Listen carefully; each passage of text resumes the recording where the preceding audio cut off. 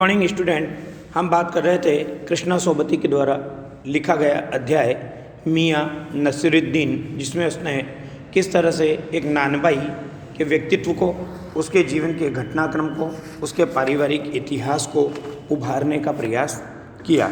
उसकी रुचियाँ, उसका स्वभाव का शब्द चित्र इस रचना में प्रस्तुत किया गया है। अब बात करते हैं हम मियाँ नसीरुद्दीन के बारे में। हमने इनके पैतृक वंश की जानकारी प्राप्त की। तत्पश्चात आप देखिए, आपको इन दोनों में से किसी किसी की भी कोई नसीहत याद हो, नसीहत अर्थात शिक्षा। अब वो लेखिका जो उनसे उनके व्यक्तित्व का परिचय पूछ रही होती है, बहुत सारे प्रश्न पूछ रही होती है, वो उनसे उनका व्यक्तित्व का परिचय जानने के लिए और उनके पारिवारिक इतिहास की पृष्ठभूमि जानने के लिए पूछती है कि क्या आपको उन दोनों के द्वारा, दादा और पिता के द्वारा प्रदान की गई कोई नसीहत याद है। तो मियाँ नसीरुद्दीन कहते हैं, नसीहत काहे कि मियाँ, काम करने से आता है, नसीहतों से नहीं। अर्थात कहने का अभिप्राय है कि केवल बोलने से काम नहीं आता है, बल्कि काम करने से या कला या कार्य करने से ही कार्य आता है। हाँ, बजा फरमाया, बजा फरमाना अर्थात उचित कहना। पर यह तो बताइए ही बताइए कि जब आप, अब हमने भट्टी की ओर इशारा किया, इस काम पर लगे तो वालिद साहब ने सीख के तौर पर कुछ तो कहा होगा। नसीरुद्दीन साहिब ने जल्दी जल्दी 2-3 कश खींचे, फिर गला साफ किया और बड़े अंदाज से बोले कि अगर आपको कुछ कहलवाना ही है तो बता दिए देते हैं कि आप जानो, जब बच्चा उस्ताद के यहाँ पढ़ने बैठता है तो उस्ताद क्या कहता है, क अलिफ तो बच्चा कहता है अलिफ, कह बे तो बच्चा कहता है बे, कह जिम तो बच्चा कहता है जिम। अर्थात अनुकरण करना, मतलब गुरु ने कहा, शिष्य ने उसका अनुकरण किया तो अनुकरण से कार्य आया। इसी बीच अगर बच्चा कोई गलती करता है तो उस्ताद क्या करता है, एक जोर का सिर हाथ पर धरता है और शागिर्द चुपचाप परवान करता है। परवान करना अर्थात स्वीकार करना। समझे साहब, एक तो पढ़ाई ऐसी होती है जो किताबी ज्ञान होता है, और दूसरी कैसी होती है जो करने से आती है, मतलब कार्य किया तभी आपको उसका अनुभव प्राप्त होगा। जैसे कि रोटी बनाने का इल्म। बात बीच में छोड़कर सामने से गुजरते मीर साहिब को आवाज़ दे डाली और कहा, कहो भाई मीर साहिब, सुबह ना आना हुआ पर क्यों? ऐसा क्यों किया उसने? यहाँ पर व्यक्ति के व्यक्तित्व की उस स्थिति को बताया है कि जब वो किसी की बात से तनावग्रस्त होता है, परेशान होता है, या उसकी बातों का प्रत्युत्तर नहीं देना चाहता, तो बीच में वो क्या करता है, उसकी बात को काटने के लिए किसी दूसरे व्यक्ति को संबोधित करता है, दूसरे से बात करना प्रारंभ कर देता है, या दूसरों को आवाज़ देना प्रारंभ कर देता है। अब आगे देखिए, मीर साहब ने सिर हिलाया और कहा, मियाँ लौट के आते हैं तो बतावेंगे।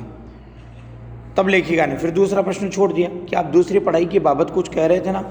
इस बार मियाँ नसीरुद्दीन ने यूँ सिर हिलाया कि सुकरात, हो हाँ, एक दूसरी पढ़ाई भी होती है। सुकरात बहुत बड़े दार्शनिक थे, मतलब उनका उस समय उस प्रश्न का उत्तर देने का अंदाज क्या था, दार्शनिकों की तरह। जैसे बहुत गहन चिंतन में डूब करके कोई किसी प्रश्न का उत्तर देता है, उसी तरह से वो मानो उस प्रश्न का उत्तर देने में सुकरात के समान दिखाई दे रहे थे। सुनिए, अगर बच्चे को भेजा मदरसे तो बच्चा न कच्ची में बैठा, न बैठा वो पक्की में, न दूसरे में बैठा और जा बैठा तीसरे में। हम यह पूछेंगे कि उन 3 जमातों का क्या हुआ उन 3 क्लासों का। ये कहने का अभिप्राय क्या है कि यहाँ पर काम करने के लिए सीधे पहुँच गए और आपने काम करना प्रारंभ कर दिया तो उसकी कोई क्लास नहीं होती। जबकि ये शिक्षा जो होती है, ये पहली जमात में जाना, दूसरी जमात में जाना, कच्ची में बैठना, पक्की में बैठना, ये सब विद्यालय शिक्षा के अंग हैं, जबकि कार्य करने की शिक्षा का ऐसा कोई अंग नहीं है।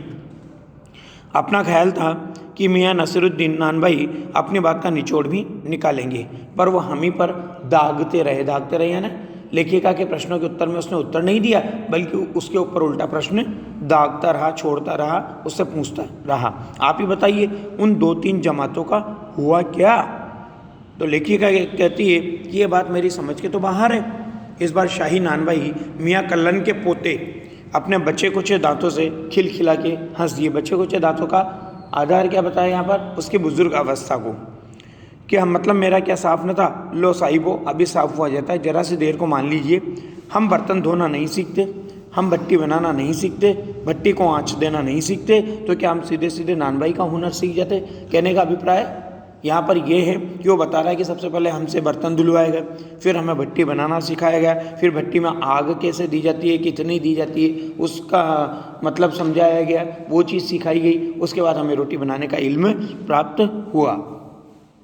मियाँ नसीरुद्दीन हमारी ओर कुछ ऐसे देखा किए कि उन्हें हमसे जवाब पाना हो। फिर बड़े ही मजे हुए अंदाज में कहा, कहने का मतलब साहिब यह है कि तालीम की तालीम भी बड़ी चीज़ होती है, अर्थात कोई शिक्षा प्राप्त करना है तो उस शिक्षा की शिक्षा मिलना भी बहुत बड़ी चीज़ होती है। सिर हिलाया कि हे साहिब, माना। मियाँ नसीरुद्दीन जोश में आ गए। अब जब उसको समर्थन मिल गया तो वो जोश में आ गया और कहा उसने कि हमने न लगाया होता खोमचा तो आज क्या यहाँ बैठे होते। खोमचा छोटी सी दुकान जैसे ठेले वगैरह वाले लगाते हैं, उसे खोमचा कहा जाता है। मियाँ को खोमचे वाले दिनों में भटकते देख करके हमने बात का रुख मोड़ा। अपने ख़ानदानी नानभाई होने का जिक्र उन्होंने किया कि यहाँ क्या और भी नानभाई हैं, तो मियाँ ने घूरा, बहुतेरे हैं पर ख़ानदानी नहीं है। सुनिए, दिमाग में चक्कर काट गई एक बात। हमारे बुज़ुर्गों से बादशाह सलामत ने यूँ कहा कि मियाँ नान भाई कोई नई चीज़ खिला सकते हो। तो हमारे दादा साहब ने क्या कहा, ये हुक्म कीजिए जहाँपना। बादशाह सलामत ने फरमाया कि कोई ऐसी चीज़ बनाओ जो न आग से पके न पानी से बने।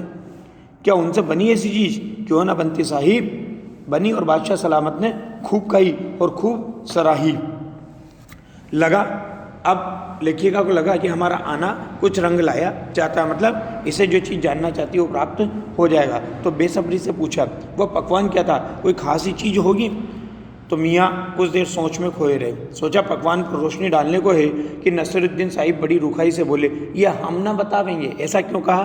क्योंकि उसे स्वयं को जानकारी नहीं थी कि उसके पूर्वजों ने क्या बनाकर खिलाया था, इसलिए प्रश्न को घुमा रहा था और वो उस बात को टालना चाह रहा था कि उसे जानकारी नहीं होने पर वो ये नहीं बताना चाह रहा था कि मुझे जानकारी नहीं है, बल्कि उस बात को चुप करवाना चाहता था या बंद करवाना चाहता था या ख़त्म करवा देना चाहता था। बस आप इतना समझ लीजिए कि ये कहावत है ना कि ख़ानदानी नान भाई कुएँ में भी रोटी पका सकता है। कुएँ में रोटी पकाना, जैसे आप देखते हो आजकल तंदूरी रोटियाँ होती है, वो कहाँ पर होती है? भट्टी के अंदर लगाई जाती है और वहाँ से तप करके आती है। इसीलिए कहा है कि ख़ानदानी नान भाई क्या कर सकता है, कुएँ में भी रोटी पका सकता है। कहावत जब भी गढ़ी गई हो हमारे बुजुर्गों के कर्तव्य पर ही पूरी उतरती है। तो अब लेखिका ने मजा लेने के लिए फिर टोक दिया कि कहावत ये सच्ची भी है की का मतलब आप देखो आगे देश लगाकर पूर्ण विराम लगाया है, की के आगे क्या है कि आपने बनाई है, आपने निर्मित की है या पहले से ये कहावत चली आ रही है, ये बात अधूरी छोड़ दी गई है। मियाँ ने तरेरा, और क्या झूठी है? आप ये बताइए, रोटी पकाने में झूठ का क्या काम? झूठ से रोटी पकेगी क्या? पकती देखिए कभी? अजी रोटी जनाब पकती या आँच से, समझे? तो सिर हिलाना पड़ा कि ठीक फरमाते हैं। तत्पश्चात देखिए, इसी बीच मियाँ ने फिर बात का रुख घुमाने के लिए, बात का रुख मोड़ने के लिए क्या किया? इसी बीच मियाँ ने किसी और को पुकार लिया और कहा कि मियाँ रहमत इस वक्त किधर को? अरे वह लोंडिया ना आई रुमाली लेने, शाम को मंगवा लीजिए। मियाँ एक बात और आपको बताने की जहमत उठानी पड़ेगी, जहमत अर्थात तकलीफ। मियाँ ने एक और बीड़ी सुलगा ली थी, सो कुछ फुर्ती पा गए थे। पूछिए।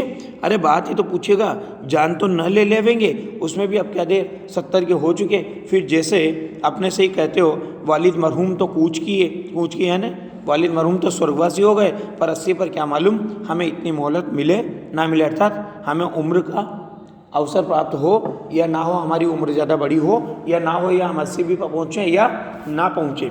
इस मजमून पर, मजमून यानी बात पर, वाक्य पर हमसे कुछ कहते न बन आया तो कहा अभी यही जानना था कि आपके बुजुर्गों ने शाही बावर्ची खाने में तो काम किया ही होगा। तो मियाँ ने बेरुखी से टोका, वह बात तो पहले हो चुकी ना, हो तो चुकी साहिब, पर जानना यह था कि दिल्ली के किस बादशाह के यहाँ आपके बुजुर्ग काम किया करते थे। आप परेशान हो चुका था वो, तो क्या कहता है, जी साहिब क्यों बाल की खाल निकालने पर तुले हो? बाल की खाल निकालना, अत्यधिक बारीकी से किसी भी बात की जानकारी प्राप्त करना, ये यहाँ पर मुहावरा शैली का प्रयोग किया गया है लेखिका के द्वारा। कह दिया ना कि बादशाह के यहाँ काम करते थे, सो क्या काफ़ी नहीं? हम खिसियानी हंसी ऐसे क्यों? क्योंकि लेखिका की बात काट दी गई तो उसके चेहरे पर एक झिझक भरी, संकोच भरी मुस्कुराहट आई, जिसे यहाँ पर क्या कहा गया, खिसियानी हंसी।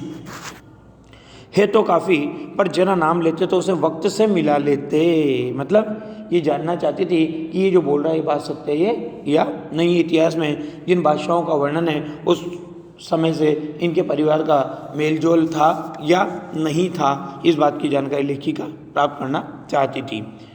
तब उसने कहा वक्त से मिला लेते खूब, पर किसे मिलाते जनाब आप वक्त से, मियाँ हंसे जैसे हमारी खिल्ली उड़ाते हो। कि वक्त से वक्त को किसी ने मिलाया है आज तक? खैर पूछिए किसका नाम जानना चाहते हैं? कि दिल्ली के बादशाह का ही ना, तो उनका नाम कौन नहीं जानता। अब देखिए क्या कहेगा, नाम तो पता नहीं है, केवल उसकी उपाधियों का जिक्र यहाँ पर करेगा। जहाँ पना बादशाह सलामती ना, कौन से? बहादुर शाह जफ़र की। फिर वो गुस्सा हो गया कि मियाँ ने खींच कर कहा, फिर अलट पलट के वही बात, लिख लीजिए बस यही नाम। आपको कौन सा बादशाह के नाम? चिट्ठी रुक्का भेजना है डाक खाने वालों के लिए, सही नाम पता जरूरी है। हमें बिटर बिटर अपनी तरफ देखते पाया तो सिर हिलाकर अपने कारीगर से बोले, अरे ओ बब्बन मियाँ, भट्टी सुलगा दो तो काम से निपटे। यह बब्बन मियाँ कौन है साहिब? मियाँ ने रूखाई से जैसे फांकी काट दिया। पूरी तरह वो इरिटेट हो चुका था, तनावग्रस्त हो चुका था। तो वो उसने लेखिका की बात को काट दिया कि अपने कारीगर हैं और कौन होंगे। मन में आया कि पूछ लें आपके बेटे बेटियां हैं, पर मियाँ नसीरुद्दीन के चेहरे पर किसी दबे हुए अंधड़ के आसार देखकर यह मजमून न छेड़ने का फैसला किया। अंडरलाइन करो। प्रश्न बनता है कि मियाँ नसीरुद्दीन के चेहरे पर कौन से दबे हुए अंधड़ के आसार थे? अर्थात उसको अब कभी भी क्रोध आ सकता था, क्योंकि वो उस बात में रुचि नहीं रख रहा था। इतना ही कहा, ये कारीगर लोग आपकी शागिर्दी करते हैं। तो क्या कहता वो, खाली शागिर्दी नहीं साहब, गिन के मजूरी देता हूँ। 2 रुपये मन आटे की मजूरी, 1 मन में 40 किलो, तो 2 मन में 2 रुपये मन, मतलब 40 किलो आटा गूंदने की मजदूरी क्या थी उस ज़माने में? 2 रुपये। और 4 रुपये मन मैदे की मजूरी। हाँ, अब आगे जो पैराग्राफ आएगा वो भी अंडरलाइन है, क्योंकि रोटियों के प्रकार बताए गए हैं। रोटियां कितने प्रकार की होती हैं, उनमें से कुछ के नाम दिए गए हैं यहाँ पर। कि 4 रुपये मन मैदे की मजूरी। हाँ, कि ज़्यादातर भट्टी पर कौन सी रोटियां पका करती है? तो मियाँ को अब तक इस मजमून में कोई दिलचस्पी बाकी नहीं रही थी। फिर भी हमसे छुटकारा पाने के लिए बोले, रोटियों के नाम अंडरलाइन करो, बाकर खानी, शीरमाल, ताफ्तान, बेसनी, खमीरी, रुमाली, गाव, दीदा, गाजेबान, तुनकी। फिर तेवर चढ़ाकर हमें घूर कर कहा कि तुनकी पापड़ से भी ज़्यादा महीन होती है। महीन अर्थात बारीक। महीन, हाँ, किसी दिन खिलाएंगे आपको। एकाएक मियाँ की आंखों के आगे कुछ कौंध गया, एक लंबी सांस भरी और किसी गुमशुदा याद को ताज़ा करने को कहा और कहने लगे, उतर गए वे ज़माने और गए वे कद्रदान जो पकाने और खाने की कद्र करना जानते थे। वास्तव में आज यही है कि किसी खाने की कोई सम्मान नहीं करता, कोई तारीफ़ नहीं करता। पहले भोजन की तारीफ़ किया करते थे तो लोगों का उत्साह बढ़ता था, भोजन बनाने कला में सुधार आता था। मियाँ आप क्या रखा है, निकाली तंदूर से निकली और हजम। आज केवल व्यक्ति के पास इतना ही समय है कि वो रोटी को खाता है, पेट भरता है, उसके स्वास्थ्य से उसे कोई मतलब नहीं है। धन्यवाद।